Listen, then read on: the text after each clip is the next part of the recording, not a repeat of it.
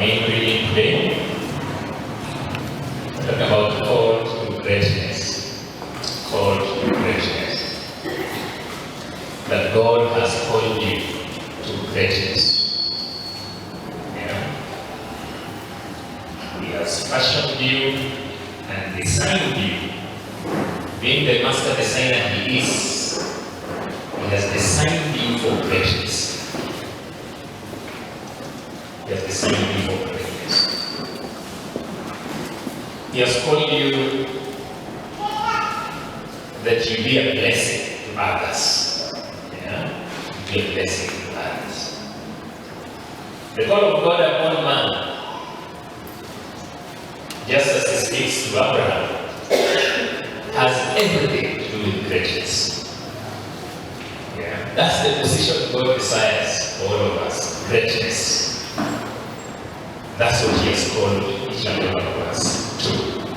We'll read verses 1 through 9. Genesis 12, 1 through 9. The Bible says, and I read, Now the Lord said to Abraham, Go forth from your country and from your relatives and from your father's house to the land which I will show you. And I will make you a great nation. Yeah? And I will bless you and make your name great, and you shall be a blessing. I will bless those who bless you, and the one who curses you, I will curse. Yeah? And remember, it doesn't say the curse will stand. Yeah? It does not mean the one who curses that the curse will stand. Because when God blesses, a curse cannot stand. Amen? And in you, all the families of the earth will be blessed. So Abraham went forth as the Lord had spoken to him, and Lot went with him. Now Abraham was 75 years old when he departed from Haran. Abraham took Sarai his wife and Lot his nephew, and all of their possessions which they had acquired in Haran, and they set out to the land of Canaan. Thus they came to the land of Canaan. Verse 6. Abraham passed through the land as far as the site of Shechem. And Shechem means agreement, is a place of agreement. Shechem. To the oak of Moreh. Now the Canaanite was then in the land. The Lord appeared to Abraham and said, To your descendants I will give this land. So he built an altar there to the Lord who had appeared to him. He then proceeded from there to the mountain on the east of Bethel and pitched his tent, with Bethel on the west and Ai on the east. And then he built an altar to the Lord and called upon the name of the Lord. Verse 9. Abraham journeyed on, continuing towards the Negev. Amen. The call of God. Sometimes we may not see that which God has predestined for us, but he has fashioned us for greatness. Abraham being the father of faith, we follow suit and we become also part of the promises that God made to Abraham. That by believing in God, believing in Jesus Christ as our Savior, we are partakers of the blessings that God has for his household. And sometimes challenges in life, and there are many, I'm sure you have faced many challenges in life. Yeah. Each one of us, they could be different, but challenges nonetheless. But notwithstanding those challenges, we are God's original idea. Me and you are God's original idea. We are not mistakes. The enemy wants you to feel as though you are a mistake in this world. No, you are God's original idea. And his intention is that you become what he wanted you to become. That you achieve the purposes that God has destined for you. You exist for a purpose. There is a bigger purpose for each and every one of us. And that's the purpose that God has called us to pursue in life. And to become great. We have greatness that is bound in us and amazing possibilities that God has laid ahead of us. So we often encounter adversities in life. Yeah? But out of these challenges we face in life, greatness is revealed. Yeah? Greatness is revealed. We go through different situations, struggles, but out of those struggles, the mark of greatness that God has put in you always will come out. So long as you put your trust in Him and you obey Him, that greatness will manifest at one point or the other. It will manifest in your life. If you look at Genesis chapter 11, we see the plan of man. Yeah? Plan of man. And man has tendencies of wanting to be great as well. So we see the Tower of Babel and all those were plans of man. But in chapter 12, we see the plan of God. The plan of God. And that's the plan that each one of us is challenged this morning to go with, the plan of God. A plan for greatness. So in chapter 11, man was also looking for greatness. But where we have read, we have seen the one who makes people great. He says, I will. Yeah? Brethren, it is God who makes people great. It is He who makes people to become a blessing. Sometimes we don't know it, maybe it's our own efforts. Yeah? But it is God who makes people great. It is He who blesses. It is He who makes a name great. It is He. It is He. Now, becoming great is not easy. Yeah? It takes a lot of effort to be great. Yeah? It takes a lot of effort. And it's not an accident. Yeah? And if we think lazy, we do things lazy, greatness cannot be part of our motion. Yeah? God has called you to something much great. And so, your vision, your mind, and everything must be in tune with that. I think last Sunday we were here for the Million Manifest. And we talked about mindset. Mindset. Your mentality. Your mentality. And that is important in ascertaining and giving you the assurance of what God desires of you. That God has called you to this particular position. Your mindset needs to be in tune with that which God has called you to. Your mindset must be in tune with that. They say those who become victorious, they just don't burn into it. They purpose all along that they become victors. And there are those who lose wars, not because they are going to fight, no. Their minds are already defeated, even before they begin. There are those who fail exams not because they are stupid, no. They don't believe that they can pass. So they fail even before the paper appeared. When the paper appeared, no matter how easy it was, their mentality already told them, this one you cannot pass. Yeah? You cannot pass. Yeah. They just decided, long time ago, that mathematics, this one is not mine. I don't mind waiting a minute. They have concluded in their life.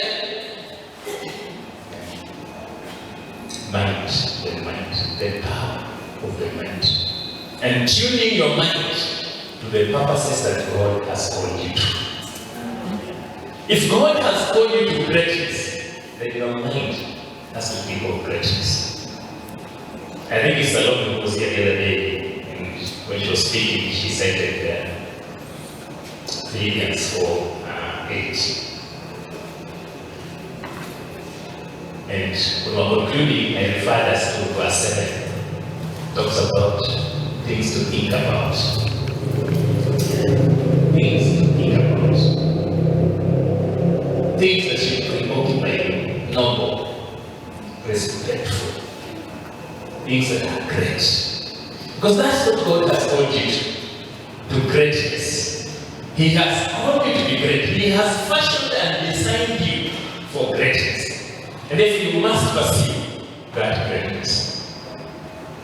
Sometimes we care a lot about our challenges, but this morning the Word of God is challenging us to see the great possibilities that God has laid before us. They are immense.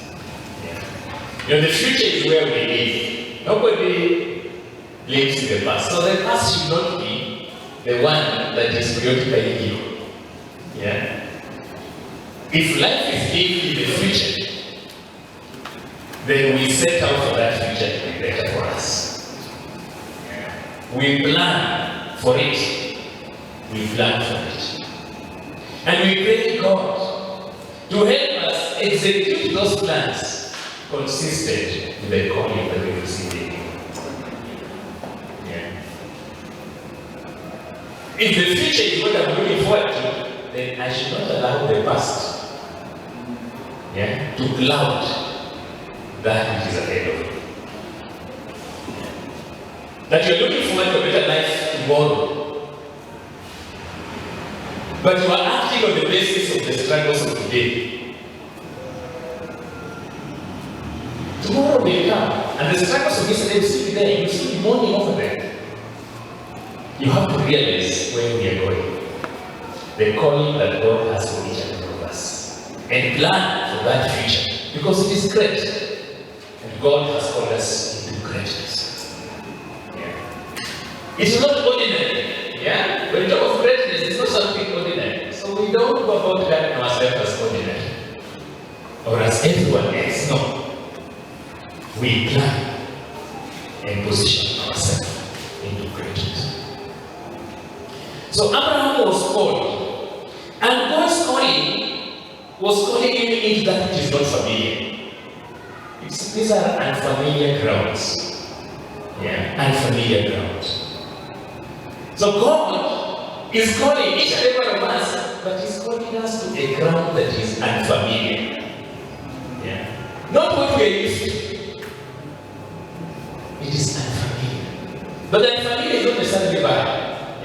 If you have been in an unfamiliar situation, you find yourself trusting God more. You trust God more. He has taken you to a territory that you are not familiar with at all. The only solution is to trust in God in such circumstances. Now, in the book of Acts chapter 7, and verse 2 to 4, the apostle Stephen is just about to be stoned and he's giving a speech. It says, Abraham had been called even before he came to the land of Haran. Abraham had already been called. Stephen says he was still in the land of Mesopotamia when God called him. When God called him. It appears that when God is calling him now here, he is in the land of Haran. When God is calling him this time, it's like a reminder of He's reminding you that I had called you to leave your family, to leave your country, and to go to the place I'm showing you. So we may say Abraham did not need to leave. And many of us have been called. Many of us have been called. Not all of us. But we may not have waited. And constantly God reminds us that I have called you. This is what I want to make you.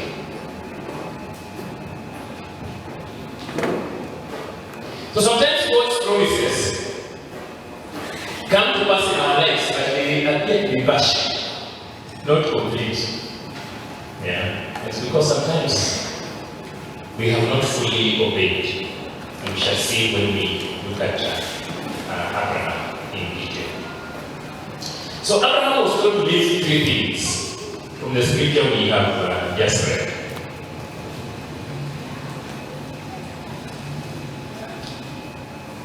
To leave his country. Yeah. That's not an easy call. Yeah. God calling you to leave your country. And the country here could symbolize many things. It could be security for you. Yeah. That God is calling you to leave that which is secure. Pia leo Bwana Wanjohi anakupa Tanzania. Hiyo tu pekee unaweza kueleza vita na Mungu.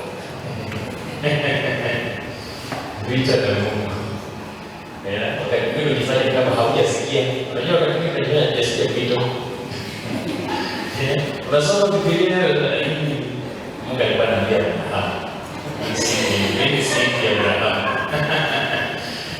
Unaiweka kando. Yes, God is speaking to you and is calling you into that. But this one is for Abraham.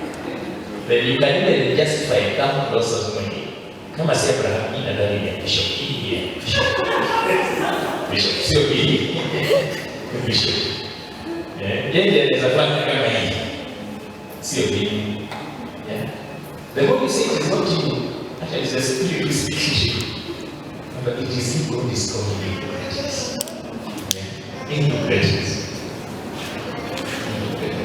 Now, he wants him to leave his family. Yeah? Now, family talks of what is family. Ile kuna yale mambo umezoea. Mungu anakuita uachane nayo. It's familiar to you. God is calling you to leave it aside. To leave it. And this calling is for all of us. It's for all of us. We're talking about a future that is great. In this life, time has never been our friend. We are always racing against time. You are here for a very short time. A very short time. Yeah, very short time. You know, some of us, we were young, we had dreams of what we wanted to become. To some people, they just remain dreams. Just remain dreams. Some of us are fortunate. Your parents can afford our fees. They can take us to the best schools. When we want chips, they buy.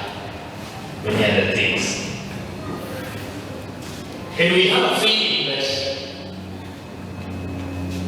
we are there. Yeah. But very soon those parents will not be there. And you are left facing life. That's not how life is. We're left facing life. Yeah. So there's a season when we plant. And that which you put as planting must be the greatness that God has called us to.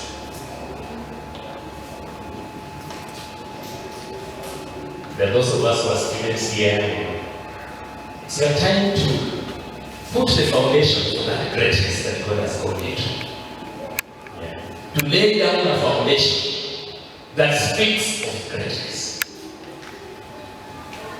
Now that foundation is not necessarily manifested when you are a doctor or you are an engineer. No, it can be manifested at any level and in any field.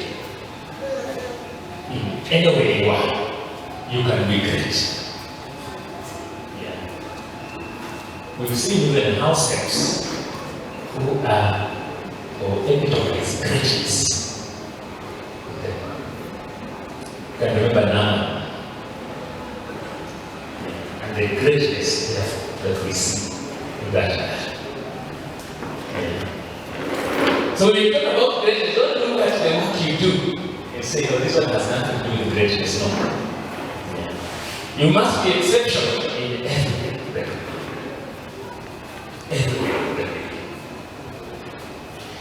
But at one point, you will sit down and reflect upon and say, these are the actions. This is what I did according to the calling of God. And where I am is because of obeying. Where I am is because of obeying. Let me tell you, you can take your life, put it at one place, and take the life God wanted you to live, put it at one place. The difference is disobedience. Disobedience. The gap between the bridge there is disobedience. When we are not doing that which God desires of us.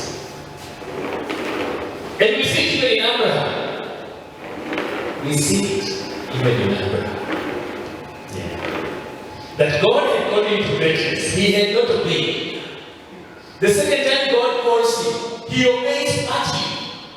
He has been told, leave behind your son. Yeah, but he carries along his nephew Lot. Yeah, carries along his nephew Lot. In verse chapter 13, you see Lot. Actually, the name Lot means obstruction. Obstruction. And sometimes we come along things that obstruct us from God, from accomplishing the purposes of God. Yeah, we carry them along.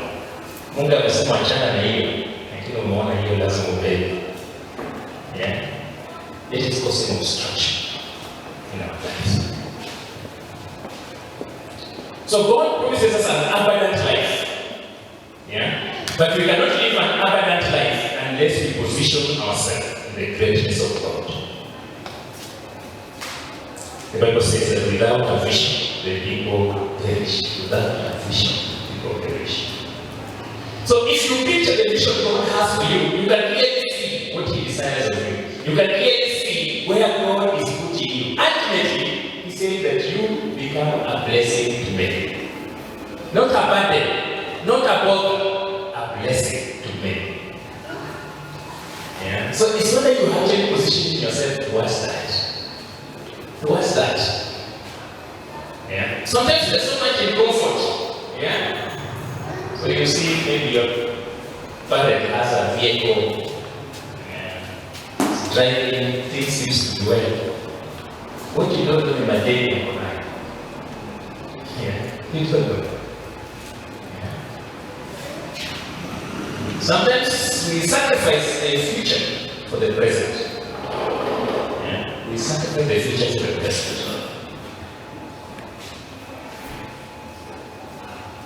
Greatness.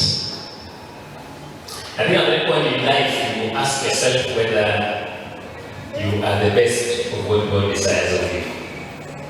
Yeah. Are you the best version of what God desires of you? Your vision. Yeah? Your vision. For some who says, write it down and pursue it. Yeah? That vision that God has for you. Yeah? See those who have done standard 8 or even Form 4. That's the only one who come, they tell you. Nowadays they say different things. Previously it was just doctor. Want to be doctor, pilot, engineer, and such like careers. Yeah.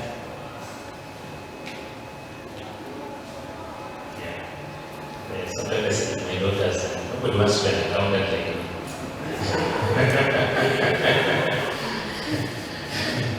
Yeah. But that which you want to become, is not so much as important as what you are doing to become it. What you are doing to become it. So we want a life that is great, we want a life that is successful, we want a life that is better in days to come, we want to fulfill the promises of God, then you must also be excellent. You must live in line with what is required for that.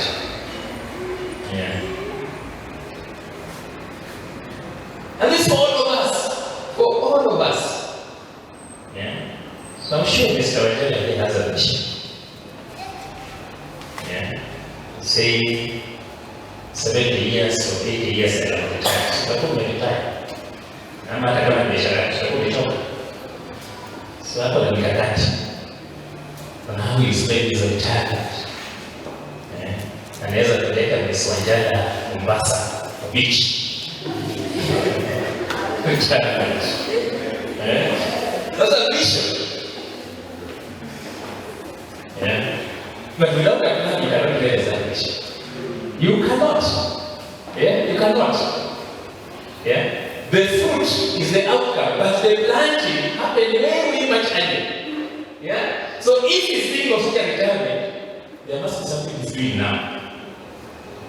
Yeah, he must be planting now for that kind of retirement. Yeah. For that kind of retirement. Plan. For that which God has called you to. If his only plan is that, let me not look at it. If his only plan is that his child will fulfill it or make it happen, that's the worst of plans. You know, somehow our parents had that plan, but they only insurance of the kids. Yeah, we do better and come back and sort them out. Nowadays, kids don't sort out their benefits. Yeah. Even the very best. Yeah. No, my daughter one day surprised. Told him when he finishes a case job, he come and buy me some. Because I took him to school. He said, but that's the obligation. That's the obligation. He took me by surprise. That it is my obligation to take him to school. That is the truth. And that's how they see it. So that kind of helping is not their obligation. They don't see it that way. They don't see it that way. Yeah. Planning. You'll be called to greatness, then everything you do, your mindset must be deep with that greatness. Every foundation you lay is that greatness. If I want dividends, I must invest now. Then I will get dividends later. If I'm looking for successful life, investment time is now. Then that life will come. Life will come. Yeah. You don't sit around, you do nothing, then you say, I think God will bless me with a rich husband. Yeah, a rich husband. The only God will bless you with is also to the other side. Also dreaming like you. He's in the same zone he was. Yeah? Also hoping that some rich woman. Yeah? Will come. Then again, it's not coming. So all of you pretend that you're all rich. Tell the same stories, then you meet. You are fit to each other. Yeah. That way. Let's look at the principles of greatness as we see from Genesis 12. There's the principle of trust and obey. Trusting and obeying. Trusting and obeying.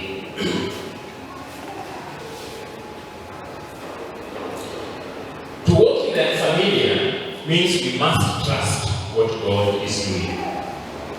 We must trust what God is doing.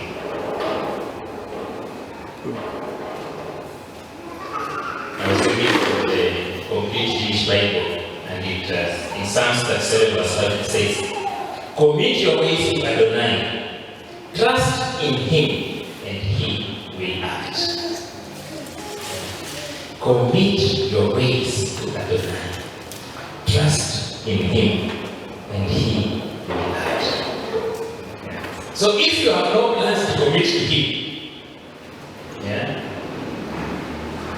then don't look forward to an action. Don't look forward to an action. We must not submit ourselves to the authority of God.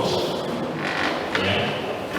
That's the only way the covenant of greatness is activated in our lives. No, you know, greatness is not a promise, it's a covenant.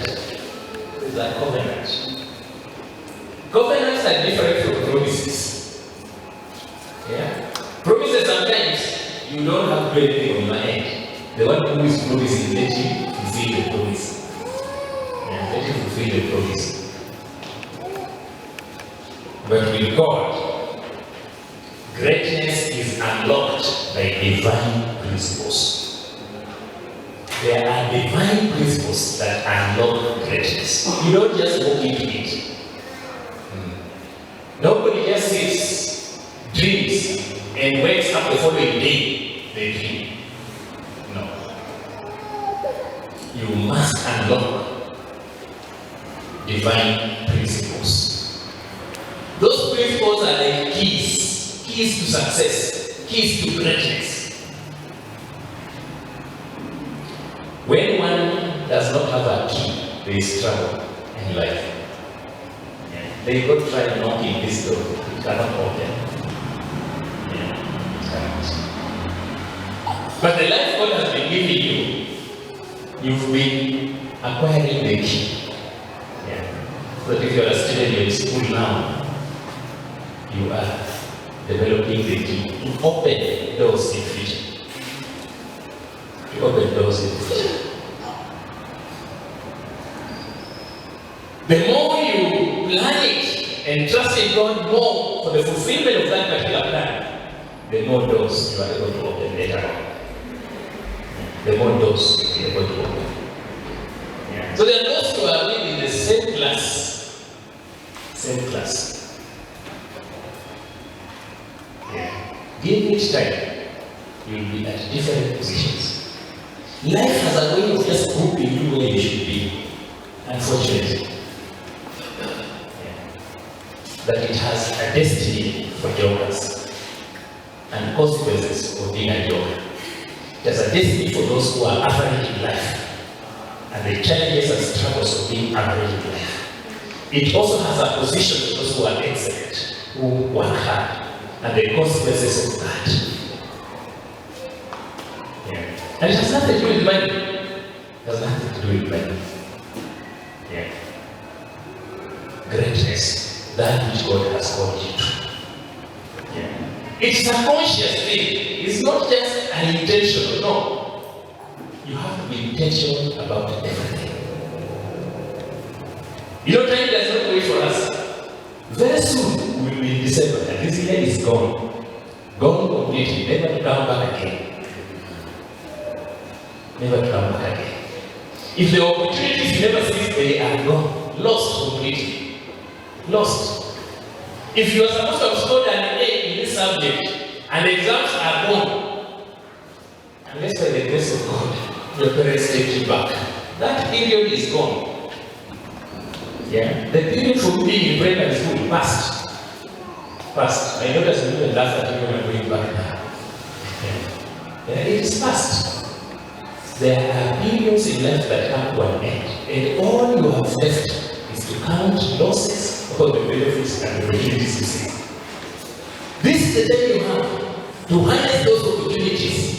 Today is the beginning of your future. Today. So live it consciously, knowing that tomorrow depends on today. And what I do today, the decisions I take today, inform your future. You can also decide to do nothing about your tomorrow. There will still be a consequence of doing nothing. That consequence will be there. It will be there. You may say it is God. And blame nobody. I've never seen anybody who has taken God to court, reported God, and won the case. Even if they break the judge, nobody can win against God. The principle of agreement. That's the second principle. Trusting and obeying God is the first principle. The second is the principle of agreement. We must come to a place of agreement with what God is doing in our life. You must come to a point of agreement. Ni kama umejichukua wewe mwenyewe, ukachukua neno la Mungu ukasema nimekubaliana na hii. I am in agreement with what God intends for me, what He desires for me. We are in agreement. are about agreements. They're about agreements. When you reach a covenant, the benefits from that particular covenant, you are not entitled to them. You are not. Yeah? Engineering is engineering field. If you have an agreement with him to do for me a project here, after completion, and you must have completion, it's upon that that we pay. If he doesn't do, he cannot come that there's an agreement beside it. Can you pay me? No. He never fulfilled his part of the bargain. Yeah? It is impossible for God not to fulfill his end. If anything happens that the benefits of the covenant are not being enjoyed, look on your side. Look on your side. There is something you have not done. There is something you have missed. So Abraham comes to a place called Shechem, a place of agreement. It is necessary for us to agree. To agree. Not knowing. You know, we know God has called us to greatness. Yeah? We know He wants you to be the head, but have you agreed to be the head? Have you agreed to be the head? It comes with a cost. Yeah? What it says? Take your cross and do what? And follow me. It comes with a cost. So you must be prepared to pay the cost. Yeah, to pay the cost. Principle number 3 is the principle of separation. Now, this one is not an easy one. The principle of separation. You must separate from obstruction. You must separate from obstruction. There are things that automatically block the blessings of God. They block the blessings of God. And you must separate yourself from them. Yeah? Lot is one of them. Lot is one of them. Yeah. Lot. These things bring conflict, they bring strife. Yeah. They bring strife. If you look at chapter 13 and verse 7, the Bible says, and there was strife between the husband of Abraham's livestock and the husbands of Lot. Strife.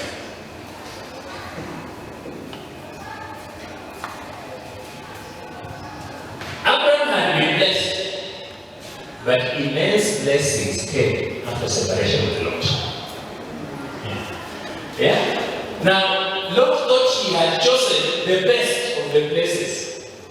But just by the mere fact that Abraham has separated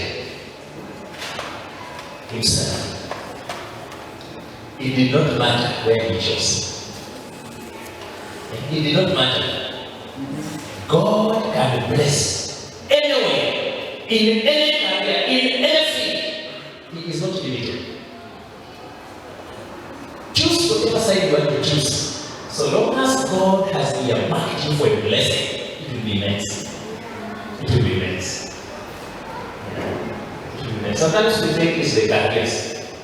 I want this career, this one will make me great. No. Whichever field, God can bless you immensely in that field if you trust and obey. But first, there are things you need to leave behind. Separation. Separation. You need to separate yourself. Separation is like distinguishing. Yeah? When you distinguish and when you separate, it means this is special. It's not like any other thing, no. Yeah? That which is separated, that which is distinguished, is peculiar in its own way. It's not like any other. No. Not like any other. Yeah? So when you are a student, you are not like any other student out there. No. You have separated yourself. Yeah? You have separated yourself. You are distinguished in your own way. Yeah? Even in business. Yeah? Distinguished. You are separated.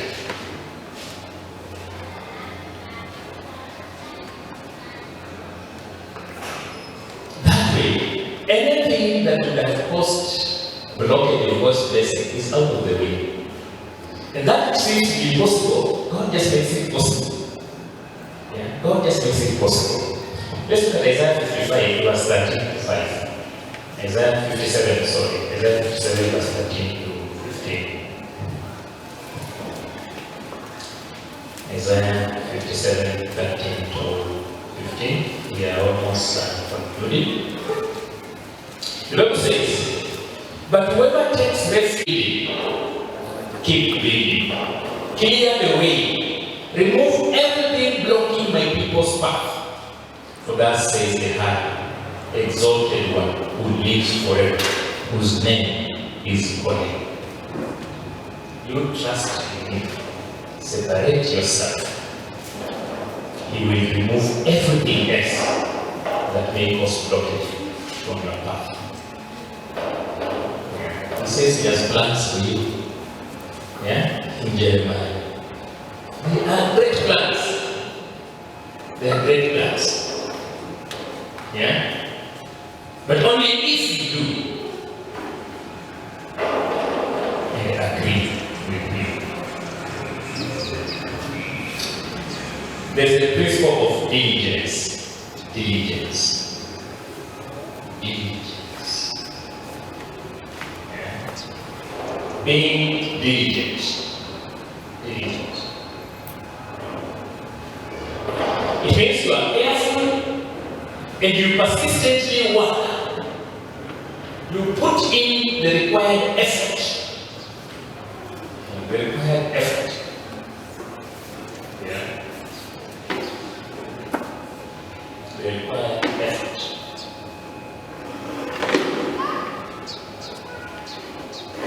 So that you can ask yourself, am I a diligent teacher? Yeah, you know, so sometimes we employ, so we just put in the name. When you're just putting in the name, you're just ordinary. There's nothing peculiar about you. Yeah? You can complain about the politician, but you are the politician at the same. Yeah? You're just ordinary, putting the bare minimum to get paid. That's it. Yeah? Diligence requires effort. Effort. Effort. Yeah. Effort. Where what we do more of, it's more of a service because it's accounting, work, and auditing. And we often talk about audit. And we say it is intentional. And you must put in sincere effort to achieve it. Sincere effort to achieve it. Greatness equally requires that diligence from us. Yeah. That for you to be great, nobody just becomes great by doing nothing. No. Sincere effort. Sincere effort. For you to get a reward. Yeah. Forget about those who scored S by cheating. Yeah. They come out here and the world has a way of just catching up with them. Yeah. They hope from job to job to job. Eventually they are able to even do anything. Yeah? Sincere effort. So we say yes, the bribe got you the job. But the first class that you saw got you the job. But once you start working, there is no owner of a business who will think about that first class. But oh, you are first class. No, will you increase your salary? Nowhere. Yeah? No. They don't look at your effort that you're putting in the business. Effort. You know, I think some of us read the Bible, we think manna is still growth. Yeah? I think there was a period when manna dropped from heaven. And you are aware of that period. The rule stayed. Somehow the rule stayed. In the New Testament they established a new rule. Yeah? God established a new rule. That rule says, he who does not work should not eat. I don't know if you know of that rule. That is really the New Testament. Yeah?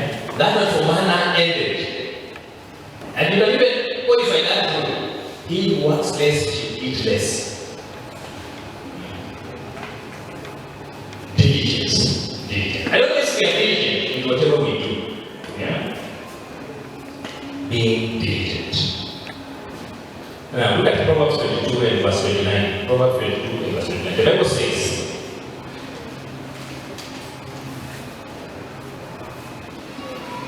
Proverbs 22 and verse 29. Seest thou a man diligent in his business, he shall stand before kings, and shall not stand before many men. Before many men. He shall stand before kings. Stand before kings. Yeah. Shall stand before kings. You become an expert in your field. Do the best, become the best you are in that field. See if God will not give you a hand. He will. He will. Yeah. He will. Become an expert in that field. Desire to be the best in that which you might do. See if God will not lift you up. He will for sure lift you up. He will lift you up.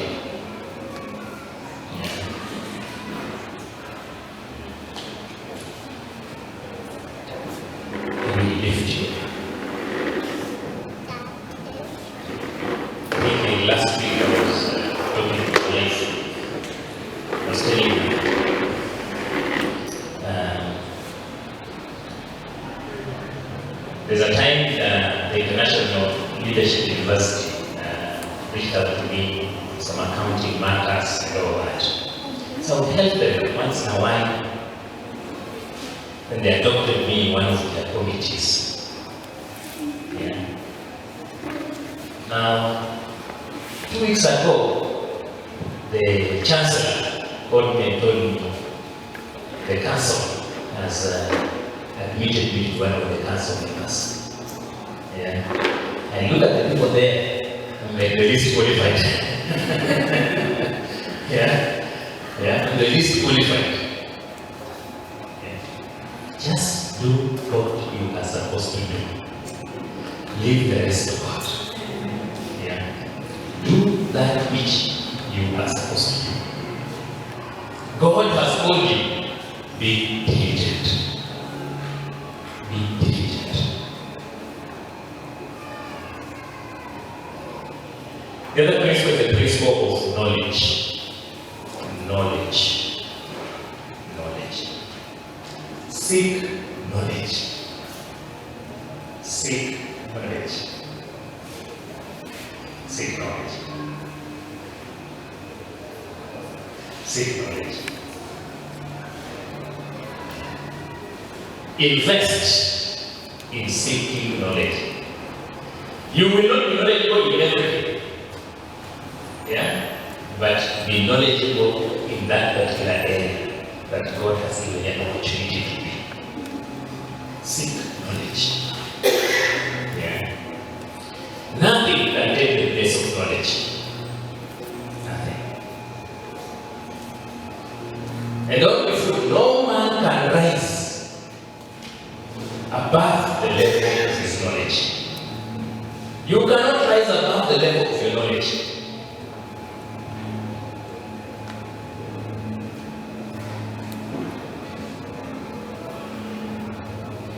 Knowledge is what demarcates between successful and unsuccessful. Knowledge.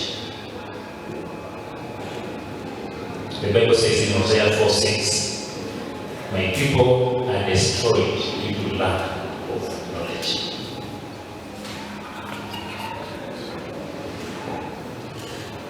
If you look at the Apostle Paul in 2 Timothy chapter 2 from verse 15 there about, talks about your work approved.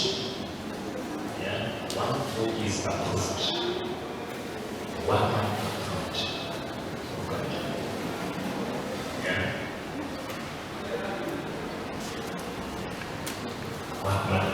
Because you are You know, you have the know-how. Knowledge is power. Yeah, so seeking it and being knowledgeable in that thing gives you an advantage. And God has given you all this time. Yeah, all this time to invest in knowledge and to be the best that you can be. Yeah. When you invest in something and you do it intentionally and purposefully, the rewards are great. The rewards are great. But you have to make a determination and a decision to do it. You must just do it. Yeah. Don't look at the other people. They will be distracted. Separate yourself from them. Yeah. Separate yourself. Yeah. You don't go by what you see the other business people doing. No. Yeah. Chart your way. Yeah. And purpose that this, for me, is excellent. What I'm pursuing is excellent. Why? Because God has called me into that, into greatness. Yeah. God has not called you to be average or to be mediocre. No, He has called you to be great. Therefore, in everything you do, then pursue it. Pursue it.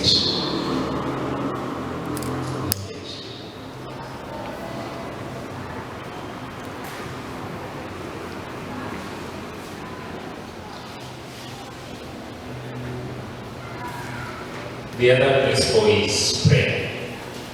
Prayer. You know, the devil does not delight in your progress. He does not delight in your progress. Sometimes he might deceive you that you shortcuts so that you get it, and he pays that to get us progress. No. He's just preparing you for destruction. Yeah. He packages us progress. Yeah. Yeah. That's what he does even to our students. Go to colleges, go to what, and all that. Yeah. He just packages something attractive to lure them into it. Yeah. That will feel more important. Yet you are sacrificing your future. Yeah. We know people who are very important in primary, in secondary. For some reason that importance faded away. Because they were sacrificing their future for their present. With forces of darkness. Because they are there for destruction. So you must deal with them. You must deal with them. There's the last principle which sometimes as pastors we struggle talking about, but nonetheless, let me finish with it as we conclude. The principle of giving.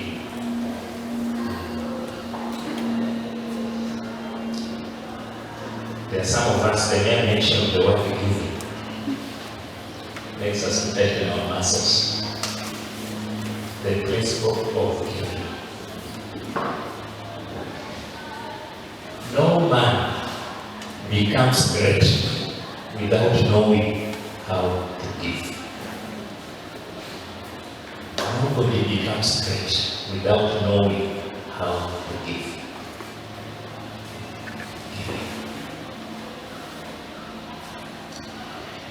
And thank God that in most cases, when the Bible talks about giving, yeah, it does not necessarily tell you, bring it here.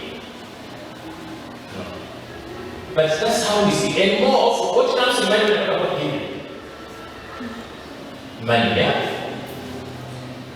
But the Bible does not talk about that. Giving. Yeah. Giving is beyond that. Yeah. Let's look at Luke 6:38. It says, give, and it shall be given unto you. Good measure. Pressed down, shaking together. Yeah. Shall then give unto your bosom.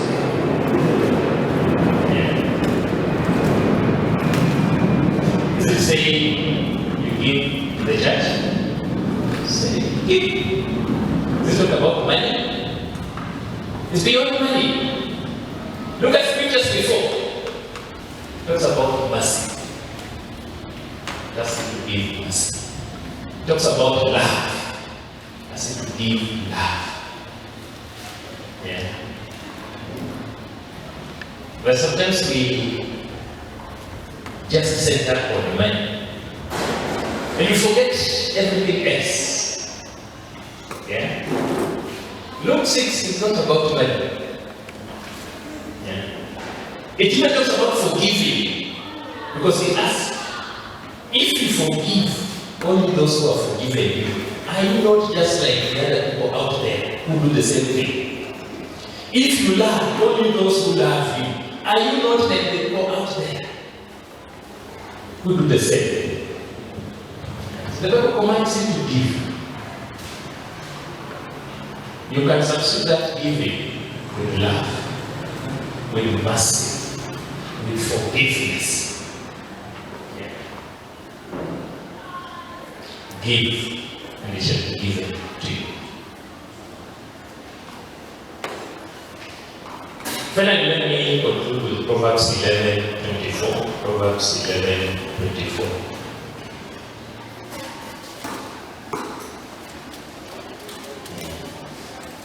For some of us, when we give, we become poor. Yeah. Mimi ndio nafaa kupenda watu. Hao wanipende kwanza.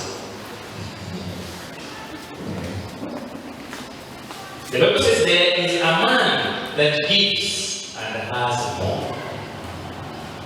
Kuna ule anapeana na ako nyingi. Another man keeps what he has, but only becomes poor. God has positioned us to be a blessing. To be a blessing. Look at verse 2 as we end. And I will bless you and make your name great. For what purpose? For what end? So that you shall be a blessing. So that you shall be a blessing. Why does God want you to be great? So that you become a blessing to many. God wants you to be a blessing to many. That's why He's challenging you to move the direction of greatness. He's challenging you and reminding you that He has put everything in you. You know, Gideon looked at himself. He's the least. He comes from the least family. But what did God call him? Mighty man of valor. That's how God sees him. God sees him to be great. But he was seeing himself. Yeah. To be the least of the least. Yeah. Your perspective might be different. I challenge you to see the perspective of God. You might be at a place where you are looking back and saying, all I've been doing before does not measure up to greatness. But today is an opportunity for you to make a turn. Yeah. Even that which seems impossible, it is possible with God. Yeah. It is possible with God. We have seen students who have passed exams by just making a turnaround in just 1 or 2 months. And that has created a difference in their lives. Yeah. We've seen people who are about to retire. They were so worried about it. But they have made a change. That has been beneficial to them. I challenge you to pursue greatness because that is what God has called you to. Amen? Amen. Let us stand up as we pray.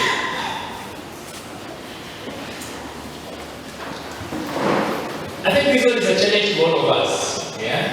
It's a challenge to all of us. That we've been called to greatness. So the question to you is whether you are actually pursuing greatness. Are you on the path of greatness? Yeah? Whether it's your business, yeah? Whether it's your family, yeah? Lord Jesus Christ, and the love of God, and the fellowship of the Holy Spirit, be with us now and forevermore. Amen and amen. Amen.